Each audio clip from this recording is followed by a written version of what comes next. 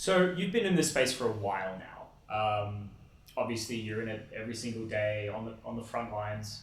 What's your vision for the future? What are you seeing here that the rest of us aren't? Yeah, okay. The shift has already been happening actually for many years. We come from direct manual trading back in the day before the computers.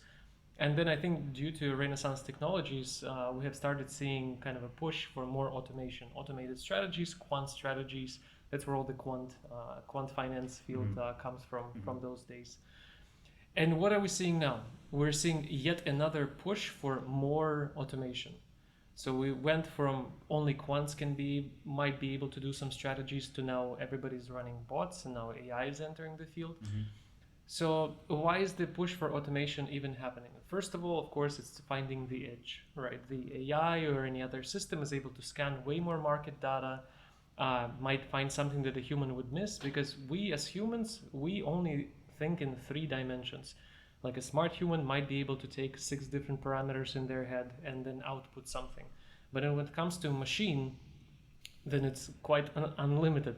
All right. And if you think about the financial market as a whole, some people like to think that there is simple explanation for many moves, like, oh, Trump said something or, something happened.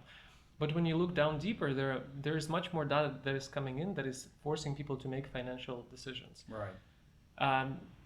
So we can think that, let's just for the sake of this thought experiment, that financial market is like 1,000 dimensions. So no human can process 1,000 dimensions, but any computer can process 1,000 dimensions.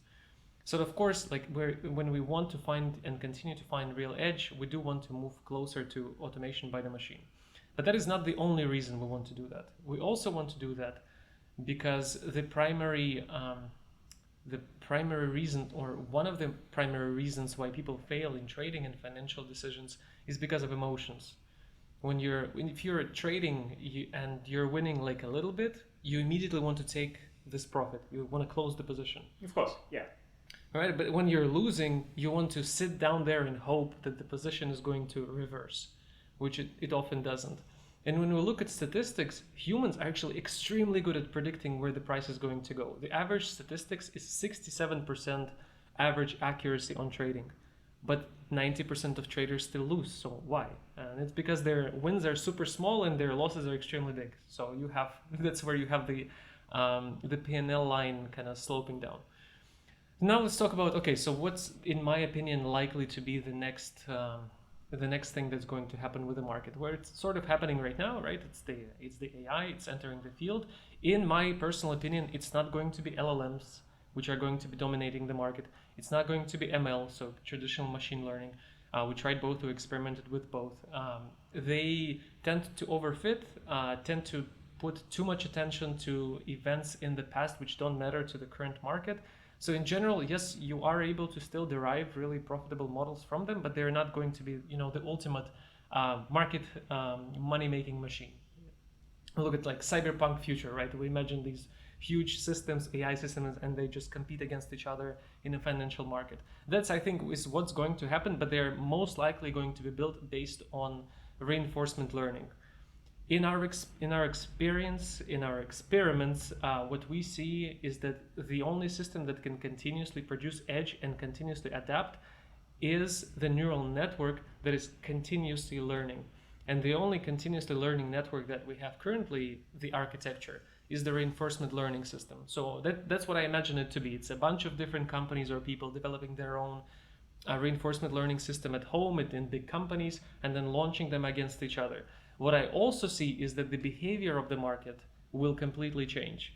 We right now have kind of common patterns of how the market is moving. And that is because the human behavior tends to stay the same. So we see like triangles and head and shoulders and all these kinds of patterns. But when 90% or 95% of the trading volume on exchanges is going to be driven by the reinforcement learning system that adapt in real time quite fast, then the charts might start looking entirely different. And so that's going to be very interesting to see, because we kind of had the same type of behavior for the past whatever amount of years. Even if you plot something from like gold trading back 200 years, the charts still look quite similar to current charts. But when other types of players start dominating the volume, we might see very different behavior. And that would be very exciting. Like for me personally, I'm really excited to see what's going to happen. So I want to dive deeper into the reinforcement learning because, as you say, it's such a big component of where you think things are going.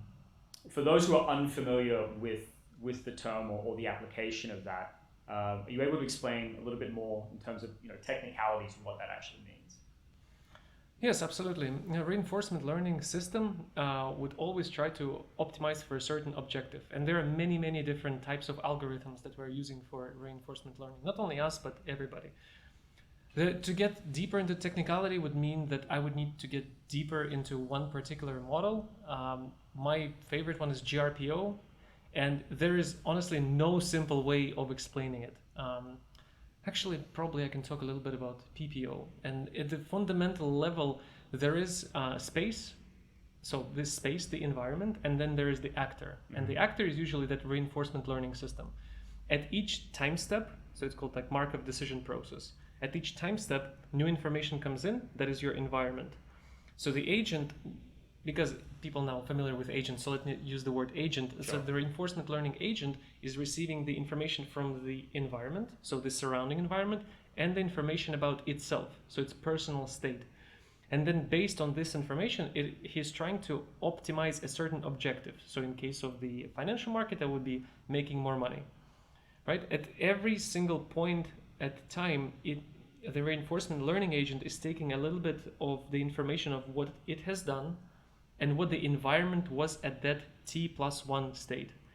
Then once it accumulated a little bit of data, it simply retrains itself to do actions which are better satisfying the objective. Mm-hmm. So in the case of financial markets, that would be making money with big Sharpe ratio. Sure.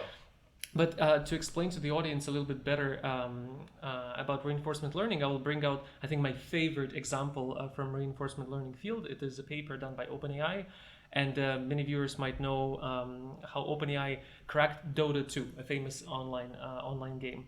And Dota 2 agent is built based on that type of reinforcement learning system. And what it did, it tried to play against each other, time and time again, optimizing for the same objective. It has to win for a specific score. There are other elements coming in. So you can think of it as carrot and stick type of system, where bad actions are punished and good actions are rewarded, and eventually the agent's neural network is learning to optimize its actions as to get more carrots, so to speak. And you can do the same thing for a financial market, where your goal would be to have the least amount of drawdowns, to earn the most amount of money in the most stable way possible. So that would be a very simple, I think, explanation of what the reinforcement learning system is. So then I think, the question that follows for me is that we've mentioned you've got this reinforcement learning where it's essentially emotionless. It's this carrot and the stick system where it's optimizing to get the best results. In terms of trading AI, where you have the AI itself that's responsible for doing the trading. However, you've still got humans that are responsible for deploying it and for funding the portfolios, etc. with that. Are you noticing anything interesting in that human behavioral component when it comes to the trading AI? Yeah, definitely. And that would be even more true for LLM-based systems. Because LLMs, what are you doing with them? You're prompting them, right? So every word matters. So whenever we see many projects coming out right now, and there's going to be probably 1,000 more. But what we see is that because whoever has built those systems does not have an experience in building first a predictive system with ML, meaning like more classical machine learning, and now they're trying to do the LLM-based trading, they're simply biasing the model too much, either with their own preconceived notions of what works in the market, because maybe they have, again, ChatGPT'd it or searched in Google, but that system might not have an edge anymore. So the key to actually building a system that is more likely to have an edge is to not bias it in any sort of way. Right. In not trying to give it some specific parameters for how to act, for how not to act. You have to give it an unbiased, you have to make it force an unbiased output. and then your system is much more likely to come up with something novel that does have an edge, versus if you have your preconceived notions of how it should work and then you're building it, especially for a mass product for many users, that might not be a great idea. Then, okay, but this is only covering LLMs, right? So what about the other systems, reinforcement learning, regular machine learning? It is the same concept. When we're talking about carrots and sticks and reinforcement learning, then the person, he decides what's going to be the carrot and what's going to be the stick, correct? So it is, unfortunately, the human bias will still stay until we figure out ways of not biasing the models at all. Yeah, because it bleeds in, right? I mean, that's sort of the very nature. It bleeds of it. in. Yeah. It bleeds in, and unfortunately, right? So humans are also participants of the market. So when it's learning about the market, it is learning a little bit about how humans work, and it might also take some of these biases in, which is why I think I mentioned this point prior. The more we will have autonomous systems which do not include humans in the build, then the more kind of unpredictable and interesting their behaviors will be. So yeah, that's interesting. We've been building the systems for a very long time, and it's so easy to bias it. It is so easy to bias it. It's better to just give it data and make it, figure it out. But unfortunately, the classical machine learning is just not smart enough to sometimes pick up the certain patternicities in the market, which humans just know. So we would help in one way or another. We eventually graduated to having less of our bias being infused, and we do see models kind of producing more interesting behaviors. I'm looking at the chart, and the system is already training online with the real capital, and my brain is telling me, oh my god, it's going down. Like, this market is crashing right now. And then it goes long, and I'm like, no way this is going to be a loss. Obviously, you have itchy fingers to try to close the trade, but we learned over the years never to touch the system, and the system is more right than we are. So it's it's something we had to learn. We still want to close some of the trades manually, but at this point, I think there is enough trust to build inside the team that it's better left with the algorithms versus our biased human brains.